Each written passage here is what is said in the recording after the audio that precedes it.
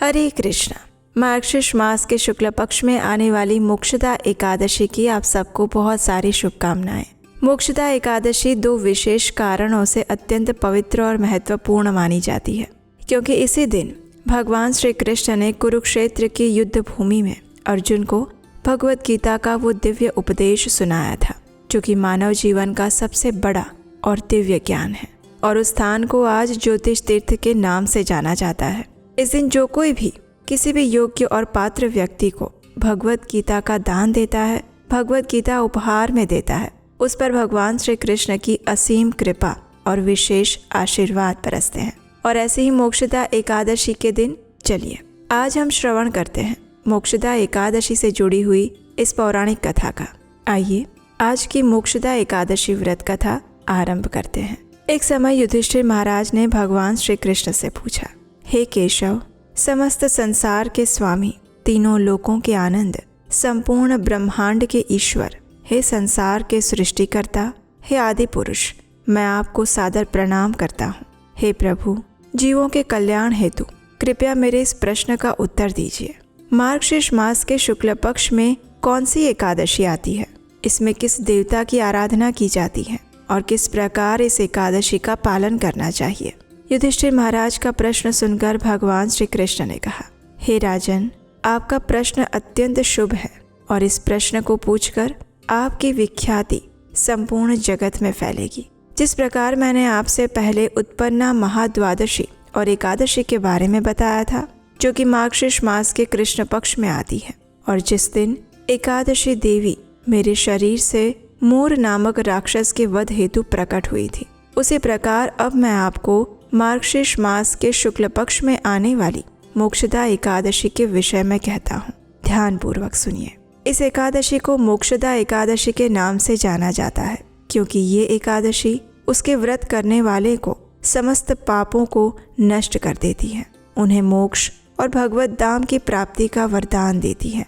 इस मोक्षदा एकादशी के दिन भगवान दामोदर की पूजा अर्चना की जाती है।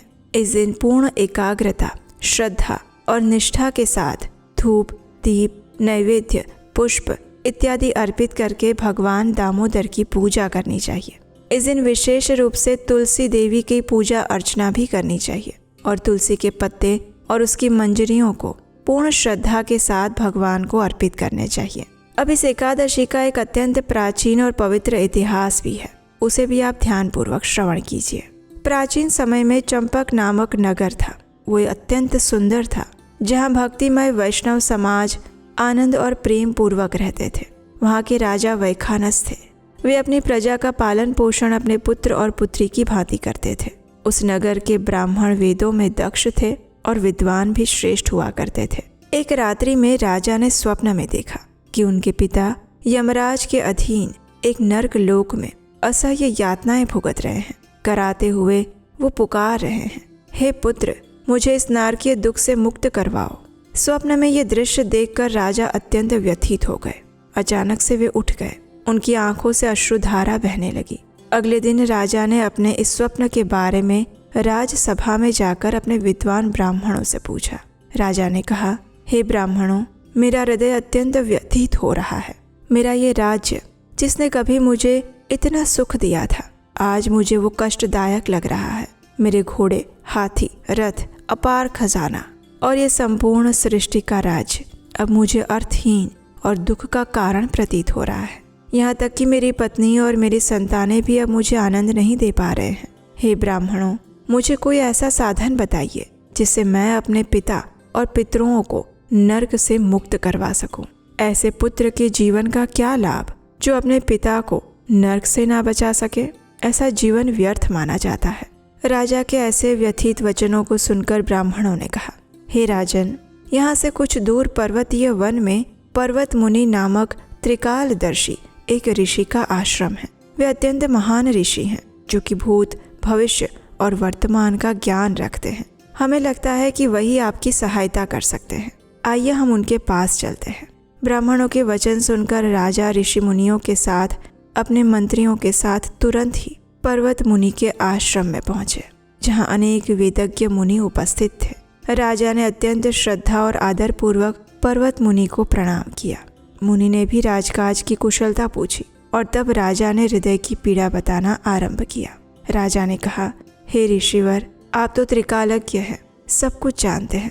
फिर मुझे कोई उपाय बताइए जिससे मैं अपने पितरों को नर्क की यातना से मुक्त करा सकूं।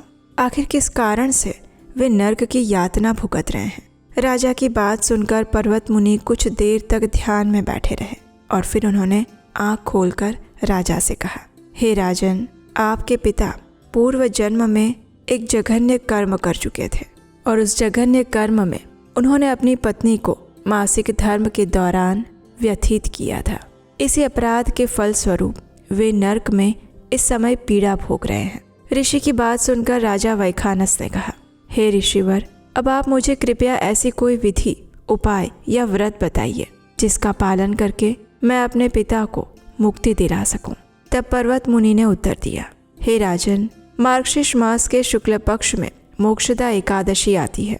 ये एकादशी जघन्य पापों से भी मुक्ति प्रदान करने वाली बताई गई है। अगर आप इस दिन पूर्ण निर्जला उपवास रखें और उपवास के पुण्य फल को अपने पिता को अर्पित कर दे तो वे तुरंत ही नर्क से मुक्त हो जाएंगे और मोक्ष प्राप्त कर लेंगे। ऋषि की बात सुनकर राजा प्रसन्न हुए। उन्होंने ऋषि को प्रेम पूर्वक, आदर पूर्वक प्रणाम किया, उनके प्रति अपनी कृतज्ञता व्यक्त की और लौटकर अपने राजभवन में वापस आ गए।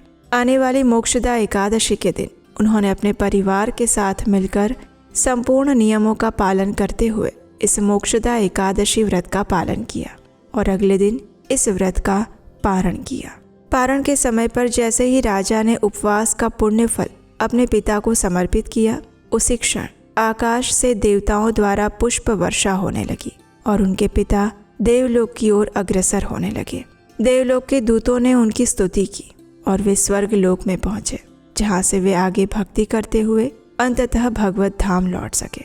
जाते हुए पिता ने राजा वैखानस को आशीर्वाद देते हुए कहा, हे मेरे पुत्र, तुम्हारा कल्याण हो। इस कथा का समापन करते हुए भगवान श्री कृष्ण कहते हैं, हे युधिष्ठिर महाराज, जो भी मोक्षदा एकादशी व्रत का ध्यान पूर्वक पालन करता है उसे मृत्यु के बाद निर्दोष, पूर्ण और श्रेष्ठ मोक्ष प्राप्त होता है। ये चिंतामणि रत्न के समान अत्यंत दुर्लभ पुण्य फल प्रदान करने वाली एकादशी है।